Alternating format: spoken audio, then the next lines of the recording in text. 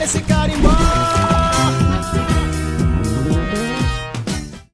Olá, tudo bom? Sejam bem-vindos ao Na Pro Podcast. Já aproveito para convidar você para se inscrever no nosso canal e também acompanhar as nossas redes sociais no Instagram, no TikTok e também seguir a gente no Spotify, tá bom? Lembrando que os episódios da primeira e da segunda temporada estão disponíveis para você ouvir e acompanhar essas conversas sobre cultura e turismo.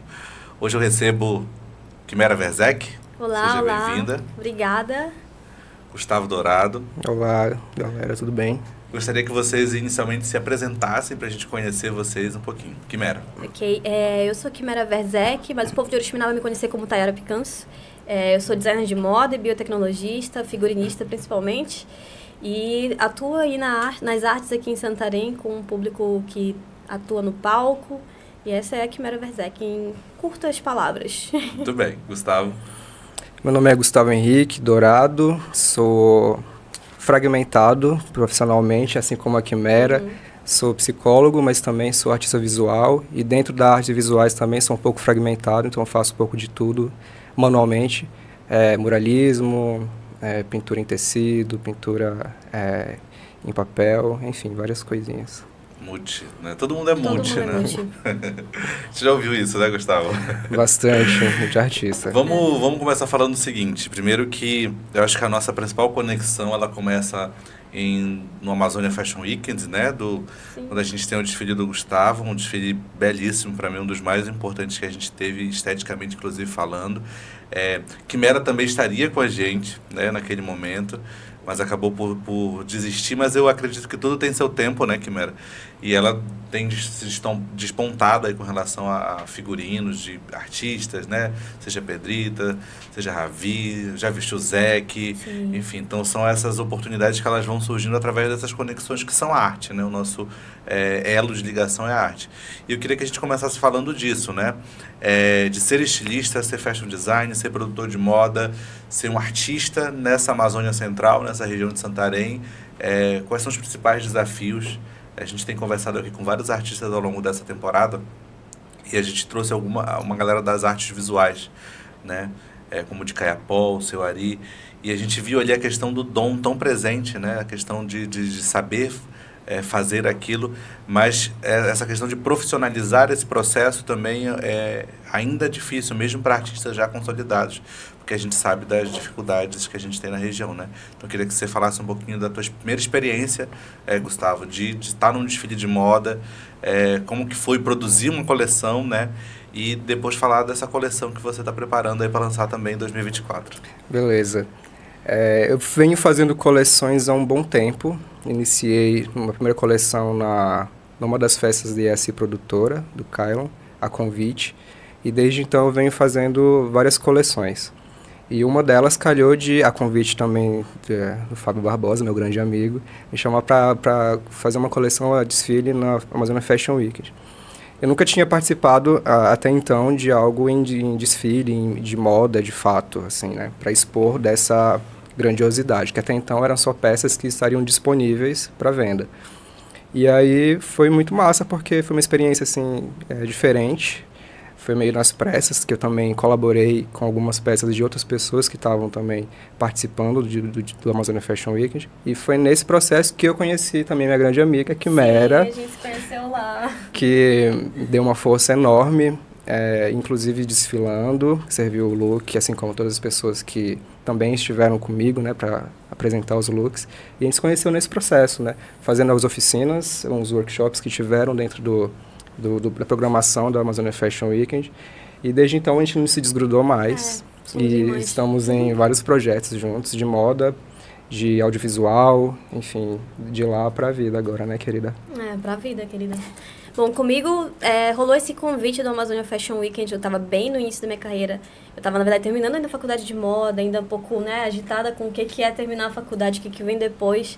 E aí eu arreguei, eu falei, não tem condição ainda de entregar uma coleção, eu quero fazer bonito, mas eu posso viver a experiência de uma outra forma. Foi quando eu tive a oportunidade de ser modelo pelo House G. E também fui assistente de backstage com a Suzane, com a designer de moda Suzane, estilista. E aí, para mim, foi uma experiência enriquecedora. Além de tudo, né, o contato com as pessoas que eu tive lá, graças a essas oportunidades que vêm, os convites que vêm, e daí as portas vão se abrindo. Eu sempre, quando eu paro para pensar no exercer a arte, eu penso que o grande start vem do você peitar o medo, porque essas oportunidades vêm e você tem de ir lá.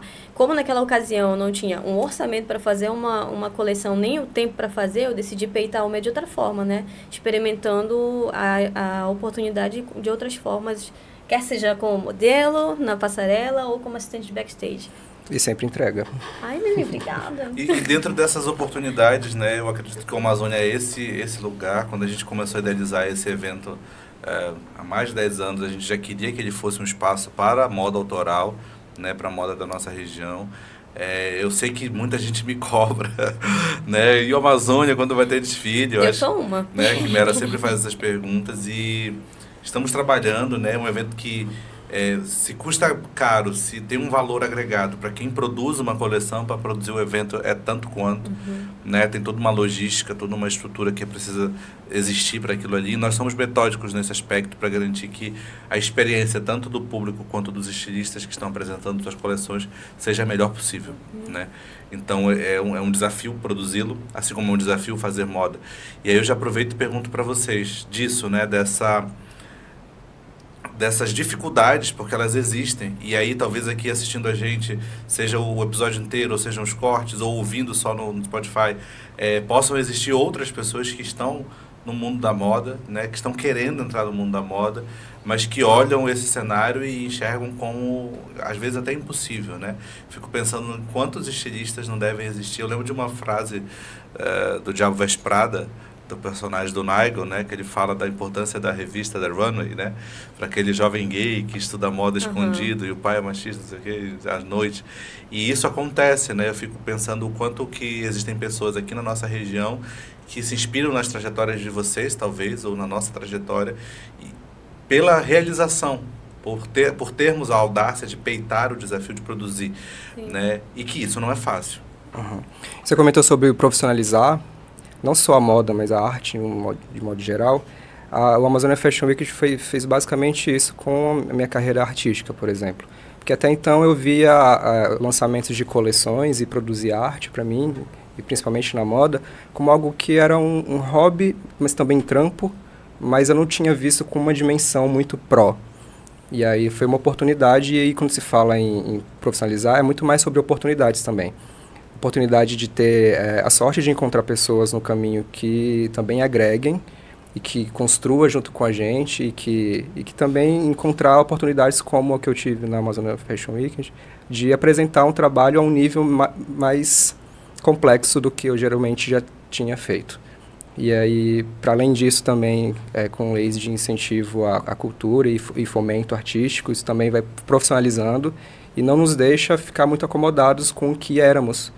E aí a gente vai começando a construir coisas novas e mais complexas e mais trabalhosas, mais grandiosas, juntando uma equipe maior, com pessoas que a gente confia, com um suporte financeiro também para a gente que também desenvolva algo que seja à altura e não retornar a um ponto anterior, só ir mais adiante.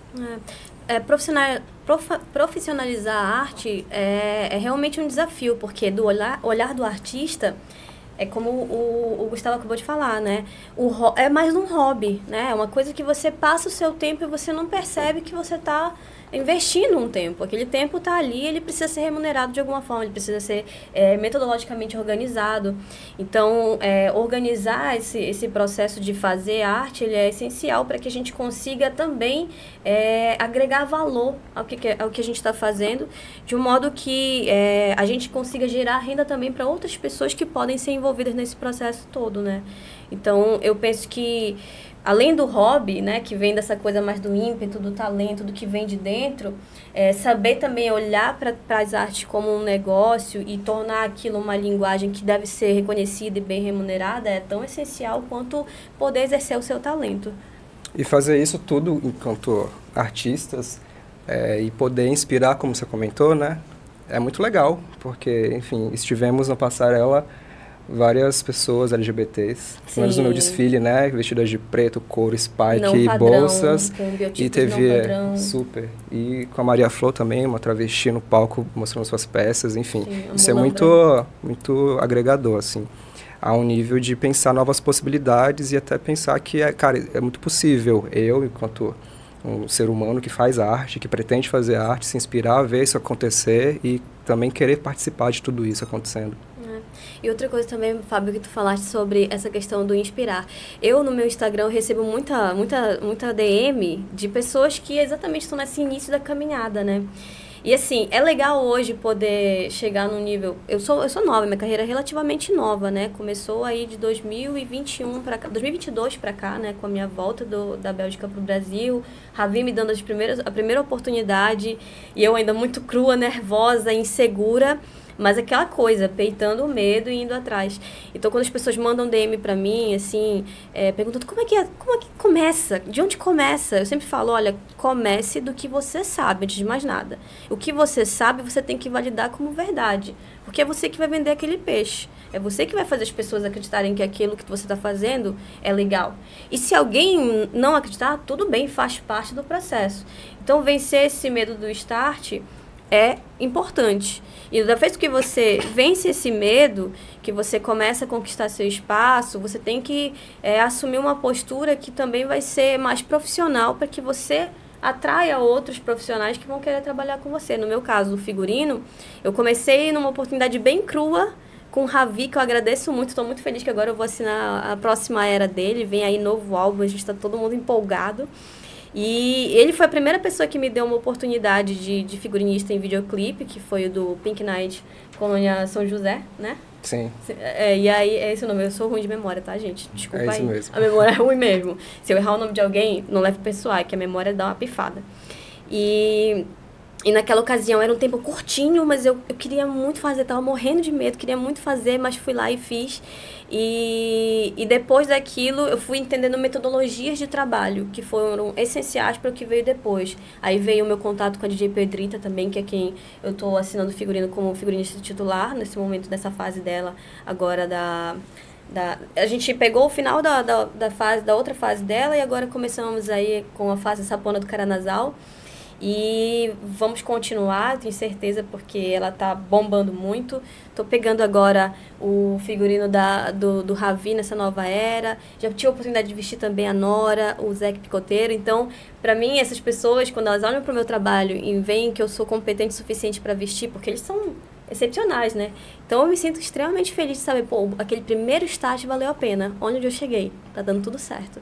Agora a oportunidade de vestir, ser figurinista no Mãe Viraporca na Ilharga do Aritapera também, que foi um outro laboratório, uma outra metodologia, mas tão necessária para minha carreira quanto qualquer outra que eu poderia imaginar para esse momento da minha vida na carreira. Eu queria aproveitar e perguntar para vocês também sobre isso, né? Sobre de onde nascem as ideias, de onde vem a inspiração, porque assim, a gente bebe de muitas fontes, né? E eu também penso que a moda que vocês produzem ou os produtos que vocês assinam, eles não são inacessíveis, eu acho isso legal, né? Eu acho muito bacana isso, porque a ideia que a gente tem de moda bebe muito da fonte da alta costura, né? Então eu lembro quando nós começamos a fazer o Amazônia, o quanto algumas pessoas que pseudo entendem de moda na cidade, ou que trabalham em lojas de grife, e aí elas achavam que elas entendiam de moda, ou entendiam de eventos de moda, porque são coisas diferentes, né? Você entender se você vende uma determinada marca, você pode entender tudo sobre ela, né? E você pode se vestir com ela, mas produzir um evento é completamente diferente. Sim. Né? Então eu lembro do quanto alguns nomes bem conhecidos da cidade tiveram muitas críticas, né, ao que a gente estava produzindo, e a gente sempre soube um caminho, seguir um caminho eu acredito que de acertos, né? Acho que o nosso primeiro estilista autoral a desfilar com a gente foi o Lucas Mouzinho, uma moda que bebia dessa fonte regional de referências e tal, com materiais alternativos. E quando a gente pega o último desfile, né, a gente olha e diz assim, nossa, é isso que nós queremos produzir. E eu acredito até que essa ausência do desfile, esse pedido pelo desfile, ele deixa uma responsabilidade muito grande para a próxima edição, mas ele também é um momento de emergir novos nomes, né? Exatamente. De novas pessoas estarem aí produzindo coisas, e eu já vejo gente assim. E eu quero perguntar isso para vocês, né? A inspiração, o Gustavo, que tem uma pegada muito regional, que bebe dessa fonte de realismo fantástico, né? De coisas que misturam com outras coisas, de cobras e tal. E Quimera que bebe de muitas fontes para se inspirar. Então eu queria que vocês falassem desse processo criativo de vocês, que é muito importante para que as pessoas compreendam que, por exemplo, uma eco bag pronta, pintada, desenhada, ela não é só aquilo. Ela é uma cadeia de criatividade para chegar até lá. É caótico, ou seja, que eu posso resumir em caos. Toda vez que eu faço uma coleção, é sempre meio angustiante, porque é sempre uma entrada num buraco negro. Eu sei o que eu pretendo fazer, porque pelo menos eu já estou meio consolidado a nível estético que eu faço, e as pessoas que me seguem na House G, ou são meus clientes, já entendem o que eu faço e já solicitam peças nessa estética. Só que é muito complexo porque eu não tenho nenhuma pretensão de atender à realidade, a nível artístico. Então, é sempre alguns animais, principalmente animais, né? Fauna, flora e fungi, só que eles sem uma pretensão de atender à expectativa moral ou estética muito pré-determinada, porque eles em si já têm uma exuberância e, enfim, uma presença muito forte, mas não basta quando passa pela minha cabeça. Então, é sempre uma onça de duas cabeças, uma cobra que tem olhos no corpo. Então, porque eu bebo, você falou sobre inspiração, eu bebi muito sobre a partir do surrealismo, que me agrada muito e não tem essa pretensão toda com a lógica. E eu acho que isso faz muito parte assim, da minha cabeça e também do meu processo criativo. Porque a arte, para mim, basicamente serve a algum propósito de fuga. Não da realidade, mas das pretensões que a gente tem, das certezas que a gente tem. E aí eu brinco muito com isso, e ela também serve para me divertir bastante. Eu me divirto muito fazendo as peças, as coleções todas, apesar de ser muito exaustivo em alguns momentos. Mas quando você tem um apoio muito grande das pessoas que te seguem, já solicitam, já compreendem essa estética toda, fica muito mais divertido trabalhar, fica mais divertido produzir. E se eu não produzisse, seria quase que uma cadeia, de fato, uma prisão. Porque há um ímpeto, há uma força muito maior da arte sobre a minha própria existência. Então eu tenho que continuar produzindo, só que eu tenho que produzir à minha maneira. E aí, por vezes, pode acabar de alguém interpretar de uma maneira muito estranha, aversiva, mas eu gosto disso. A arte também serve para impactar, para criar novas interpretações sobre as coisas que já existem. Por isso que eu também gosto muito da licergia, da psicodelia, porque é algo que, para mim, também é divertido e que também traz uma alteração assim, para quem vê. Não é aquilo de fato, e pode ser divertido, pode ser interessante, pode ser aversivo e tudo bem também. Pode ser que ninguém goste, pode ser que muita gente goste, que é o que tem acontecido, então estou muito feliz por isso, de fazer o que eu gosto, como eu faço, e ter muita gente que aprecia isso. Mas, assim, se eu puder resumir processo criativo na minha cabeça, na minha produção, seria caos. E eu gosto muito disso. É exaustivo, mas é legal. Bom, comigo eu trabalho numa vertente um pouco diferente. Eu ainda não enveredei para a coleção, né? Quando eu for criar minha coleção, aí de fato eu vou ter total liberdade criativa para fazer o que eu quiser. Então, a forma de vir a inspiração provavelmente vai ser diferente. Mas pela forma como eu trabalho hoje, que é figurinismo, eu já tenho que é o figurino, né? Eu já tenho que seguir um briefing, que é uma expectativa, exatamente o que o Gustavo está falando. Eu já tenho uma expectativa do cliente, ele já tem um desenho mais ou menos. Algumas vezes o cliente me dá total liberdade para criar do zero, né? Mas a maioria das vezes eu já tenho um princípio, e a partir daquele princípio é que eu vou tecendo de onde vem as minhas ideias. E eu não tenho como negar, né? Eu ainda tenho a minha visão estética de roupa ainda com uma grande influência do que eu vejo nas grandes passarelas. Então ainda tem as grandes semanas de moda aí, europeias. E eu não posso também deixar de citar a São Paulo Fashion Week, as semanas de moda do Brasil, que... por exemplo, o Instituto Casa de Criadores, que tem, para mim, onde estão as mentes mais criativas que o Brasil produz. Assim, eu tive a oportunidade de ser selecionada para estudar com eles num semestre de imersão total num tema que era moda para qual mundo. Então, a gente tinha que pensar a moda completamente fora da caixa. Imagina a gente ter cursos com pessoas que você jamais imaginaria que dariam uma experiência tamanha. Estudou com prostitutas, estudou com pessoas pretas que vinham falar do que é a moda como escudo. Então, a inspiração, ela vem de... Eu gosto de pensar na moda também como uma forma de você, exatamente como tu disseste, de você gerar uma reação. Não é só do prazer e do deleite, mas também a reação daquela pessoa que é ousada para vestir. Eu até brinco assim que eu sou um pouco difícil de aceitar projeto quando é um projeto muito óbvio. Eu gosto de gente assim que quer chamar atenção. Eu quero vestir essas pessoas, os mais não óbvios, essas pessoas que para mim me atraem mais para vestir, porque vem também dessa ideia de você tornar aquilo tão icônico que vai chamar atenção, quer seja de uma forma boa ou ruim, mas aquela pessoa vai ser lembrada. Então, para mim, a minha forma de vestir, ela vem muito dessa coisa de quem quer brilhar, de um jeito ou de outro. Nossa, mas dá um tesão, né? Quando chega alguém e fala, oh, faça isso, mas faz do seu jeito, do teu estilo. Já conhece a gente. Liberdade criativa é a melhor coisa do mundo. Claro que também não é tudo, né? Às vezes o briefing que o cliente dá, ele realmente tem que seguir um roteiro, uma narrativa, e a gente tem que respeitar o máximo possível. Mas quando a gente pode criar assim, só pelo prazer de criar, porque a gente enxerga a pessoa daquele jeito, isso é delicioso. É uma entrega dos dois lados, né? E aí eu aproveito e vou falar de trabalhos de vocês, de trabalhos específicos que eu conheço, para a gente poder desencadear. Queria que Quimera falasse da experiência de ser figurinista de Mãe Viraporca na Ilha Largador Itapera. Eu acho importante esse processo porque pela primeira vez a gente viveu uma produção audiovisual, pelo menos o nosso coletivo, né? De fato com todas as áreas bem definidas e os profissionais bem encaixados e com suas liberdades criativas, né? Inclusive eu acho que uma das minhas principais falas enquanto direção e produção executiva era tentar deixar todo mundo livre para executar, fazer seu trabalho e fazer suas entregas, porque o mais importante para mim era a entrega e não o processo. O processo eu não precisava acompanhar. Ainda que não seja um orçamento volumoso, mas é um processo criativo que ele tem reflexo em tudo que vai ser visto esteticamente na tela.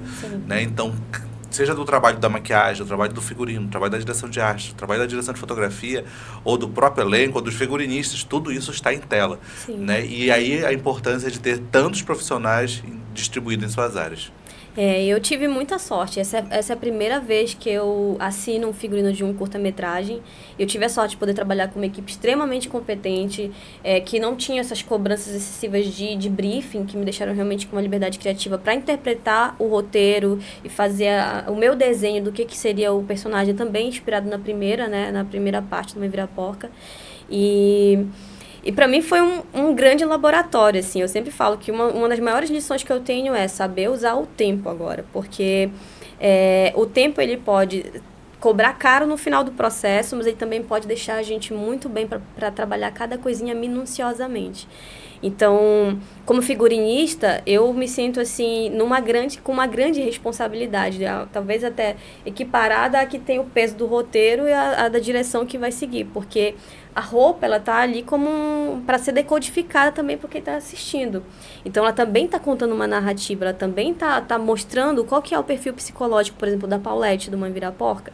Ela vai contar quem é aquele personagem através da vestimenta dela, quais são os gostos, o que ela está vivendo na vida dela, quer seja um anel na mão, quer seja um brilho a mais. Então, para mim foi, assim, delicioso. Eu confesso que das experiências que eu já tive de figurino, vestir em curta-metragem foi uma construção assim completinha para mim, porque eu tive que estudar roteiro, me colocar na pele, na skin de cada personagem, criar uma narrativa através das roupas naquele momento em cena e poder transferir tudo isso materialmente, porque também além dessa parte de você pensar e tudo mais, você também tem que ter a sorte de encontrar as peças que você imagina para aquilo ou conseguir conceber ela na máquina de costura.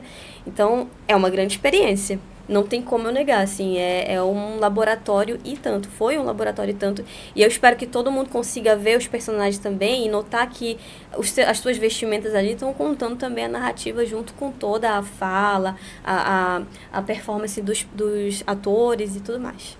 Perfeito. Foi um trabalho que, para mim, eu tenho muito orgulho, viu, Quimera? Obrigada. Principalmente por por ser você, que é minha conterrânea. Sim, de Oriximiná. Né? Então, eu acho muito interessante isso, trabalhar com amigos, mas trabalhar com amigos que você admira, que você gosta, isso é legal. E, principalmente, missão dada, missão cumprida, né? Então, a gente vê aquilo ali, principalmente algumas cenas chaves, né? A gente vê que as cenas mais complexas, que são as cenas do início do filme, é ver tudo muito alinhado ali, todo mundo pensado. E cada processo individual somando com a construção, que é uma obra coletiva, né? É sempre uma obra coletiva. Eu gostaria até de adicionar, assim, que como figurinista nesse projeto, eu pude entender que a figurinista, ela trabalha bem no início do processo, durante o processo e também no finalzinho, porque durante as filmagens, o apoio do figurino é essencial. Uma dobra de roupa que caia já perde totalmente o glamour da roupa. Então, estar lá durante as gravações de cena, fazendo os ajustes ou qualquer coisa assim, é extremamente essencial, assim. Foi um grande trabalho, não nego, assim, eu tô aqui meio com as covinhas da falta de descanso, mas eu tô felicíssima com o resultado que a gente pôde alcançar. E, mais uma vez, assim, eu agradeço imensamente a oportunidade e a honra de poder trabalhar com todo mundo com quem eu trabalhei ali. Todo mundo extremamente organizado, todo mundo muito alinhado. Para mim, foi realmente o melhor laboratório que eu poderia esperar na minha primeira experiência como figurinista de um curta-metragem. E é uma massa ver essa trajetória tua, porque dá pra ver a paixão e comprometimento. Ai, porque assim, você faz belas roupas, e, obviamente, com muito cuidado e muita atenção, muita paixão e muita técnica pra você. Obrigada. A gente conhecia bastante as roupas da Quimera, que quando ela fazia pra ela, ia pro Sonora e tal. Mas aí ver esse processo todo de você vestindo outras pessoas, atuando em âmbitos que, assim, eu nem imaginei você enquanto figurinista. E você entregou bastante coisa e sempre com muita paixão, muito amor pela arte, pela moda. Muito legal. Obrigada, essa trajetória toda. Eu nem me sinto obrigada, eu me sinto, assim, no momento pra dizer a mesma coisa. Todas as vezes que eu vi a arte do Gustavo, assim, eu fiquei, meu Deus, quais são os sonhos do Gustavo para ele conseguir conceber umas imagens dessas, assim. Às vezes é daí mesmo. É do sonho. Eu, na faculdade de moda, eu bebi muito do surrealismo, assim. A minha cabeça sempre foi, vou entregar umas coisas assim, escanadas. E aí, quando eu te vi pintando as coisas que tu faz, quer dizer, criando as coisas que tu faz nas tuas bags, a gente também tem os nossos projetinhos, nós dois, que em breve vem aí, né, amigo? Bastante. Tem muita coisa, gente. Mesa de bar para artista, é laboratório, é trabalho, tá? Saibam vocês. A cervejinha, a caixa, o que quer que seja, ela só serve para aguçar aqui, mas a gente fica, super trabalhando em mesa de bar. Então, para mim, amigo, você é espetacular. O que você cria, o que você desenha, para mim, que adoro o surrealismo, é espetacular mesmo. Eu já te falei inúmeras vezes. Eu lembro de tantas peças icônicas que tu criaste, mas assim, o chapéu que tu fizeste pra Nora, pra ela usar foi no Feira Preta. Na Feira Preta. Sim. Com a cobra vermelha que vinha. Nossa, quando ele me mostrou, eu fiquei, Gustavo, eu tô de cara, na verdade, eu tô com a boca no chão. Tudo é muito bem desenhado, muito bem pensado, muito bem pintado. Muito obrigado. Amigo. A gente, olha... Nós dois estamos juntos. É uma admiração mútua, não só entre a gente, mas entre todos os nossos amigos, né? Porque a gente tem o prazer de encontrar pessoas muito talentosas no caminho, mas a gente está trabalhando todo mundo junto. Não só, a gente entra num projeto novo, não só porque é nosso amigo, a gente chama porque é nosso amigo e porque tem uma habilidade muito grande, comprometimento muito grande. São pessoas muito artísticas e aí calha muito bem, um combo legal, ser amigo e também ser pessoas muito profissionais. Perfeito. E você também está trabalhando numa coleção para lançar, resultado de um edital também da Lei Paulo Gustavo, queria que você comentasse. Desse spoiler no que fosse possível, lança ela no final de agosto, né? Sim. Felizmente fomos aí premiados em primeiro lugar na Lei Paulo Gustavo. E aí foi assim, um trabalho mútuo, né? E depois de pensar muito e de perder algumas oportunidades de leis de incentivo à cultura e fomento de arte, por uma questão muito minha, de autorização de estar nesse lugar.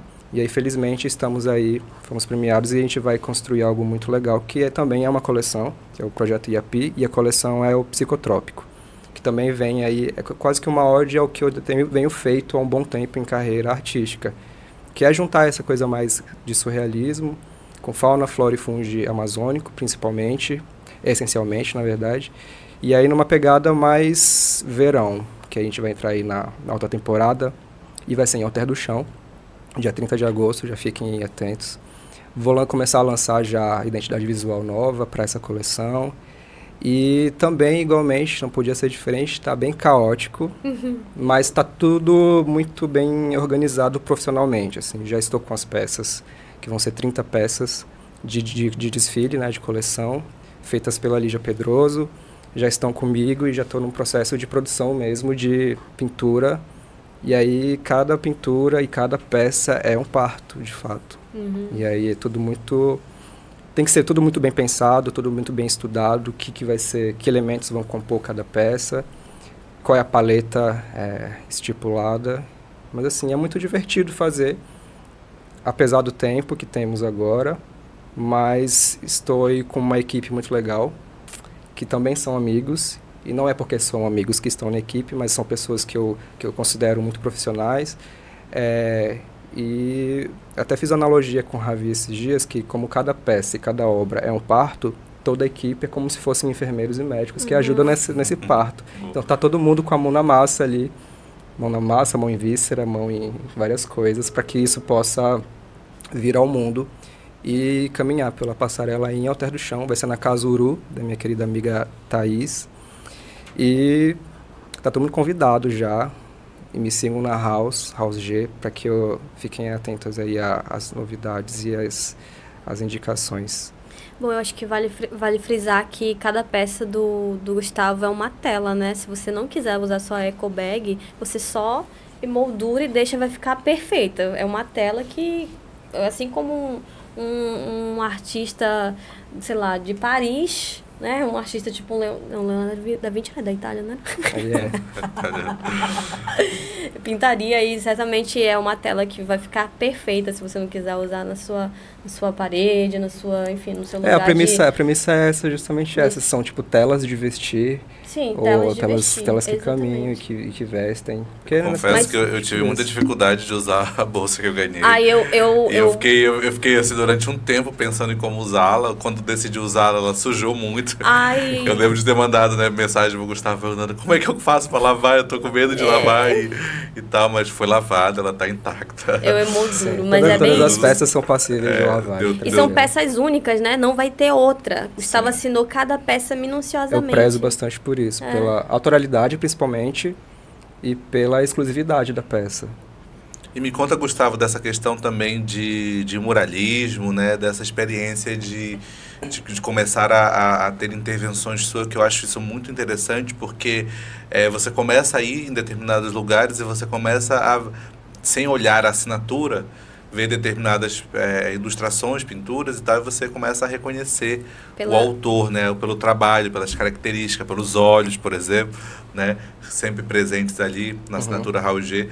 Então, assim, essa mudança uma coisa é você pintar uma eco bag, né? Que tem ali 40, 50 centímetros. Outra coisa é você passar por uma parede, às vezes de 3 a 4 metros, depois para intervenções como você fez na região do Xingu, né, em paredes que eram disformes, por exemplo, né, que dá mais trabalho de pintar. Sim. Ou em lugares como você fez no Rio Sande. Então, assim, é uma mudança de status também, mas eu sei que tem coisas em residências, né?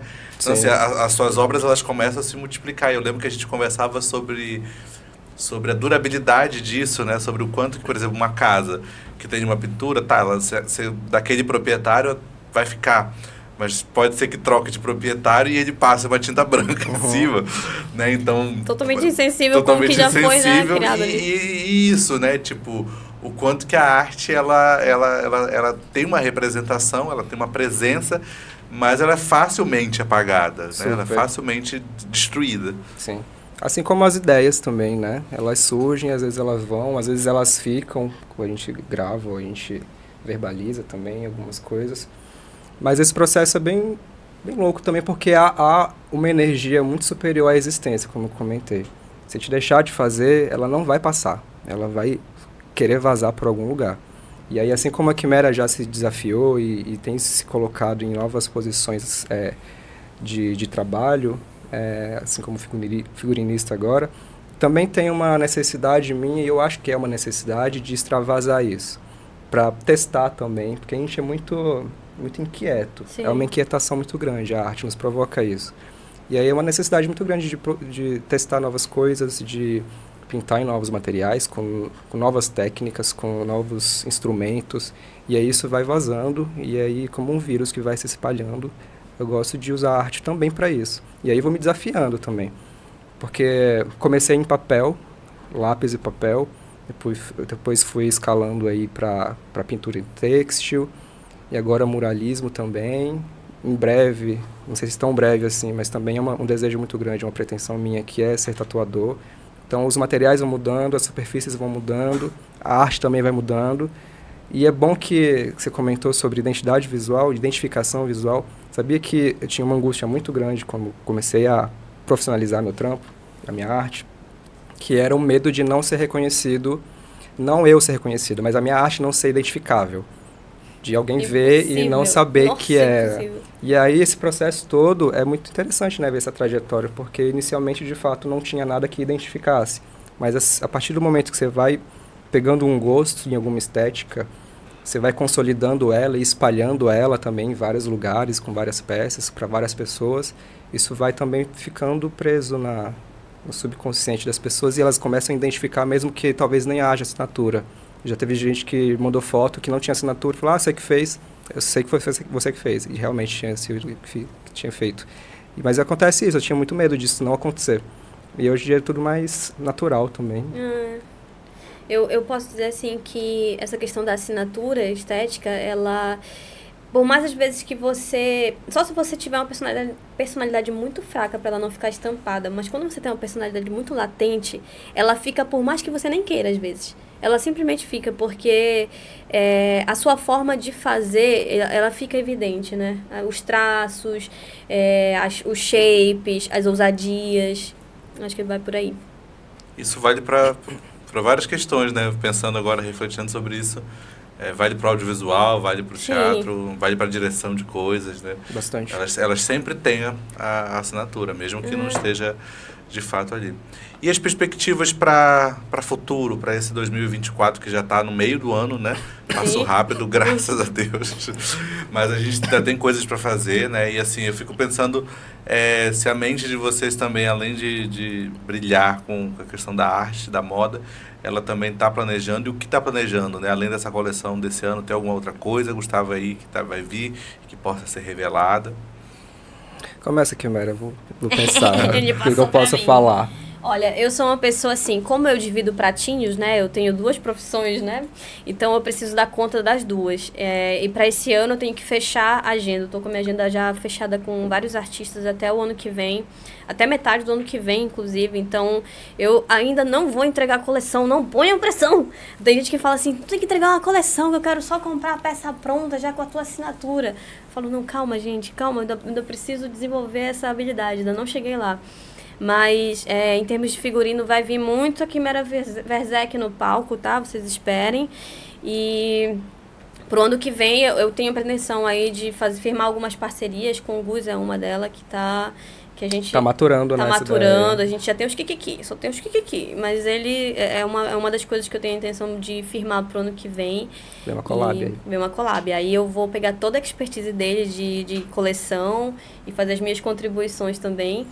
E fechar minha agenda bonitinho com todos os artistas que estão trabalhando comigo, que estão assinando comigo, que eu possa entregar tudo direitinho. Eu sou uma pessoa, gente, que eu acho até engraçado. No meu subconsciente eu tenho um plano, é fato, eu nunca vivo sem um plano. Mas eu deixo muito que a energia do momento vá me guiando. Eu vou sempre estar fazendo alguma coisa, mas quando o caminho da vida te indica uma outra direção, eu sigo de peito aberto e assim eu vou tecendo a minha trama, assim eu vou vivendo.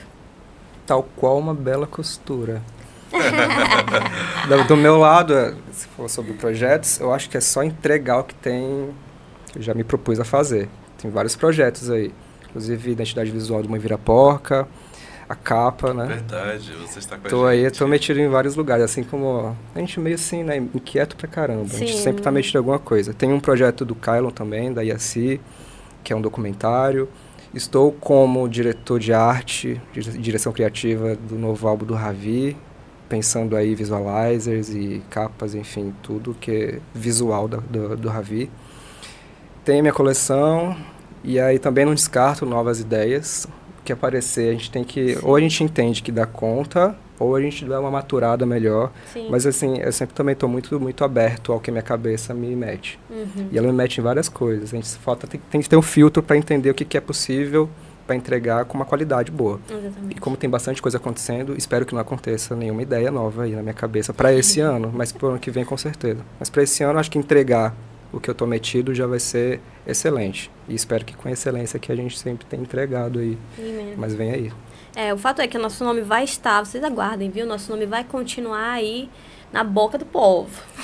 E vocês pensam em, por exemplo, estar nesse lugar de compartilhar conhecimento também, né? Sejam palestras, sejam oficinas, porque eu fico pensando sobre isso, né? Às vezes a gente chega num estágio profissional que a gente inspira, como nós falamos anteriormente, e certamente vocês inspiram, mas aí também tem aquela questão de a gente dar oportunidade e abrir diálogo para que as pessoas façam o que a gente está fazendo agora, dialoguem, conversem, perguntem, questionem, inclusive sobre o processo criativo, né?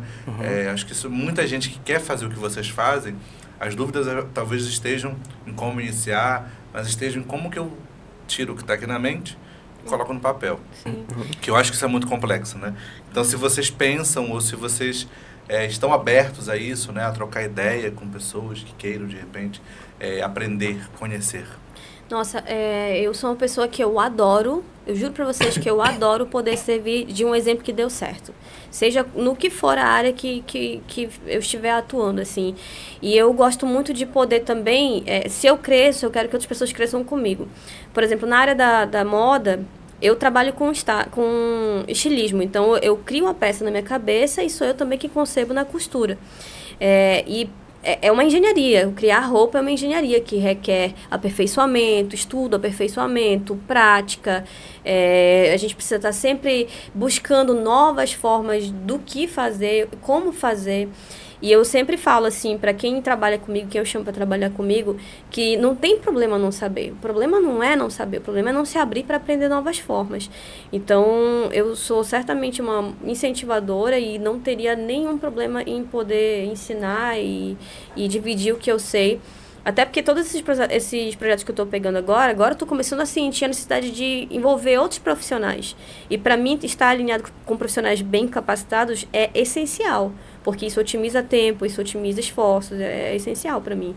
Eu ainda não tenho nada especificamente nesse segmento, mas estaria totalmente aberta num outro momento, até porque eu estou nessa fase, né, de maturação do meu nome como figurinista, pegando muitas experiências em diferentes vertentes do figurinismo, mas uma vez que certas coisas estejam metodologicamente definidas, porque eu sou muito metódica, gente, eu tenho que começar de um ponto, eu sou a Mana, eu sou demais, eu tenho que começar de um ponto, de ter desenhado mais ou menos toda a minha trilha para chegar no ponto onde eu preciso estar, ou melhor, começar daqui de baixo para chegar no ponto onde eu preciso estar. Então, nesse momento que eu estou na minha carreira, eu estou exatamente definindo isso, tendo experimentações e definindo metodologias. E uma vez que isso está aprendido, que isso está bem definido, aí eu vou começando a dividir esses conhecimentos com outras pessoas que vão entrar. Eu tenho zero ciúme de trabalho, zero ciúme de profissional. Ao contrário, no meu Instagram, quem me segue, quero ver Quimera, vai poder ver que eu promovo muito, principalmente pessoas com quem eu trabalho, promovo o trabalho dessas pessoas e promovo outros designers, outros estilistas, porque eu acho que a gente constrói muito mais quando a gente se une. Eu acho que esse movimento por exemplo, do Amazônia Fashion Weekend, ele traz exatamente essa possibilidade de poder unir cabeças que pensam numa mesma linha de raciocínio em relação à arte, né? No nosso caso é vestimenta, a arte como vestimenta. Então, para mim, eu sou totalmente a favor e eu quero fazer isso em breve, sim. Perfeito. No meu caso, eu sou uma pessoa muito pouco didática. É porque eu sou autodidata nas artes aí. Então, eu não tenho a compreensão técnica da coisa. Nome de técnica, enfim. Apesar de ter a minha técnica, eu conseguiria, talvez, demonstrar, expressar a minha técnica, o meu processo criativo, como funciona, mas a um nível muito meu. E talvez isso seja uma base para uma didática, né? De valorizar muito o que é muito singular de cada pessoa, de valorizar isso, que nasce aí nessas entranhas e vai para a cabeça e sai isso, e a gente expõe isso de alguma forma. Mas didaticamente eu nunca tive eu tive uma experiência na produção de um livro E aí que teve um momento em que a gente deu uma aula de desenho, de técnicas de desenho, de sombreamento. Eu consegui fazer isso, mas assim, há muito contragosto, mas foi necessário, mas foi divertido também. Porque isso também desafia o que a gente acha que a gente não sabe. Sim. Né? E às vezes a gente sabe o suficiente para minimamente tocar alguma pessoa que está precisando entender melhor alguma técnica, algo nesse sentido. Sim. Mas didaticamente seria um desafio. No entanto, nessa coleção aí promovida pelo Gustavo, vai ter um momento em que vamos em escolas e a gente vai promover alguma coisa. Seja um workshop, seja uma oficina de desenho, seja uma conversa sobre o processo criativo e possibilidades dentro da arte, na questão de mercado, enfim, alguma coisa nesse sentido vai acontecer. E vai ser legal, e é sempre legal estar em contato com pessoas que também curtem arte e moda e processos criativos malucos. Antes da gente concluir, eu queria fazer uma pergunta sobre preconceito, porque a gente está numa região que as pessoas não conseguem compreender algumas coisas, né? Porque o lexo delas tem limite, e aí é complexo a gente falar de arte sem pensar de que sempre tem alguém se opondo à arte, né? Sim. E como vocês bem falaram, a arte ela serve para isso, ela serve para incomodar. A arte ela tem que causar incômodo, né? Ela tem que mexer no status quo. E aí eu queria perguntar para vocês sobre isso, se em algum momento desse processo da trajetória de vocês houve algum estranhamento sobre até o simples fazer moda. Né? Que às vezes as pessoas, só de a gente dizer que trabalha com moda ou que promove algo de moda, já existe um certo preconceito com isso. Quimera. Bom, eu não lembro da minha vida sem ter alguém virando a cara pra mim, assim, porque eu sempre usei roupa que era diferente, sempre. Eu lembro, lá nos tempos quando o Clone estreou, lembra? Que tinha aquela saia toda esvoaçante. A mãe comprou uma daquela pra mim, e eu fiz tanta da roupa com aquela saia só na amarração, e as pessoas olhavam pra mim, mas é uma saia, ela tá usando como blusa, ela tá usando como não sei o que, tá amarrada aqui, não era assim. Só que a pessoa deixava, ela ficava tão quadrada na ideia de que era só uma saia com folho, que não via que a outra forma que eu tinha feito só com amarração era também uma outra peça. E assim, esse é um exemplo bem básico. Quando eu fui emo, só piorou. Porque aí eu usava, né? Aí eu lembro que naquela época eu usava só roxo. Eu tinha uma cartela de cor. Pena que não tem foto pra essas coisas. Nossa, bem Cristina de Alma Gêmea. Bem Cristina de Alma Gêmea. Então, pra mim, que sempre me vesti diferente, eu sempre gostei dessa linguagem. Eu lembro que em algum momento eu me senti intimidada, acho que já na faculdade, né? Porque eu tinha que seguir um outro padrão na faculdade de biotecnologia, no caso. Aí eu me senti um pouco intimidada, mas ainda assim eu não consegui me trancar em caixinha, não. O que eu posso dizer sobre isso sempre vai existir, mas você não pode dar permissão a ninguém para dizer se você pode ou não ser o que é. Você tem que segurar como é que eu falo? Você tem que segurar o rojão, né? Manter a sua gracinha. Então, se você gosta de se vestir diferente, se você gosta de uma roupa que é mais ousada, se você gosta, apenas sustenta a gracinha. Porque no fim, você vai repetir tanto aquilo, que vai se tornar o que você é e as pessoas vão aceitar e as pessoas vão perder a graça ficar falando. Elas vão começar a entender que você é aquilo e de alguma forma vai ter um público naquele grupo que vai te entender como uma pessoa tão ousada a ponto de fazer eles despertarem essa ousadia neles e poderem também extravasar. Eu sempre trago o Sonora como exemplo porque foi ali a nossa incubadora, né? Foi lá que a gente encontrou muitos artistas, foi lá que as pessoas que gostavam de se vestir diferente, mais dark, com bota no norte, o que quer que seja. Uma liberdade muito grande. Era lá que a gente desfrutava da nossa liberdade nessa coisa do vestir, né? E eu fico muito feliz de que eu pude ser esse despertar de vamos lá, eu vou fazer também, porque tem um monte de gente fazendo, eu vou fazer também. Elas estão conseguindo sustentar, eu também sustento. Então é isso, sustenta a gracinha, se quer fazer, faça. Lembra que o seu existir, a sua liberdade é sua. Acabou. De preconceito, estava pensando enquanto você falava, a partir dessa pergunta, eu fui uma criança que fazia muita arte bizarra. Monstro, enfim, seres fantásticos, dragões, vampiro, muito sangue, decapitação, pessoas nuas, desde criança. E isso já deu um apavoro nos meus pais. Eles não entendiam, nunca pontuaram como se fosse algum sintoma de alguma coisa, felizmente, que eu acho que também não é. Eu acho que também não é. Mas já deu um apavoro neles, mas eles foram compreendendo que é só o jeito dele, é o jeito dele de expressar alguma coisa, que eu sempre fui uma criança mais introspectiva e meu mundinho era esse. Não é à toa que meu mundinho House G é meio maluquinho também. Eu acho que nesse resgate de coisa que sempre gostei. E se meus pais, inicialmente, vendo isso tudo acontecer em arte, não me privaram, e pelo contrário, sempre valorizaram muito a arte, na toa que me deram muitas oportunidades de espaço, de apoio principalmente. Se meus pais me apoiam, eu não permito que ninguém diga que não. E aí é o que mais importa. Minha família nuclear, meus amigos, se eu tenho tudo isso me apoiando, eu vou continuar fazendo minha arte. Por mais que, acho que não teve nenhum momento em que fosse desconfortável alguém falar sobre alguma coisa negativa. Mas já pontuaram eu usar muitos elementos que sejam amazônicos, meio que me desautorizando a utilizar esses elementos. Mas enfim, é o que eu vivo, é o que eu respiro, é o que eu toco, é o que eu vejo, e é isso que eu vou retratar, só que do meu jeito. É isso. Certo. É isso, gente. Queridos, muito obrigado pela participação, pela conversa. Foi muito bom conversar com vocês. Eu acho que existe uma admiração aqui, né? É mútuo isso, mas assim, é preciso dizer isso. Inclusive, né, eu sempre venho pensando sobre isso, né? O quanto a gente precisa olhar para os nossos parceiros, para os nossos amigos que a gente gosta e dizer assim, Quimera, eu te admiro, Gustavo, eu te admiro, porque às vezes é aquela energia, aquela força que a pessoa precisa, às vezes, para continuar, né? Sim. Porque a gente costuma, às vezes, a gente não é criado para elogiar. Parece que é meio estranho isso. Parece que é estranho elogiar o trabalho do outro. Sim. Ou dizer assim, nossa, você terminou, a gente terminou de gravar aqui, parabéns, foi todo mundo bom. Parece que é um impeditivo, né? Essa questão de como o próprio sistema ele não valoriza determinadas coisas. E na arte, já que nós estamos fazendo arte, a gente precisa sempre destacar isso, que cada trabalho é muito bom. Eu sempre, no final de uma apresentação, ou no final de um espetáculo, no final de um show musical, eu sempre aguardo, na medida do meu tempo, para parabenizar os realizadores ou o realizador, né?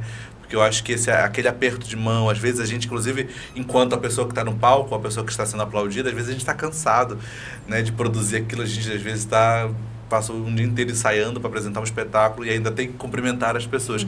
Mas essa é uma etapa necessária de reconhecimento, de valorização e do simples sentir que o que a gente está fazendo tem sentido. Sim. Há um toque em alguém, sabe? Há uma fluidez daquilo que a gente pensou, que a gente imaginou quando se torna realidade. Portanto, gratidão por vocês existirem nessa cena santarena, que vocês são incríveis, tá bom? Obrigado, gente. Obrigada pela oportunidade. A gente se encontra na semana que vem aqui no Na Proa Podcast. Acompanhe a gente nas redes sociais, se inscreve no canal e curte aí e compartilha esse vídeo. Até mais. Sarapatinha nesse carimbó.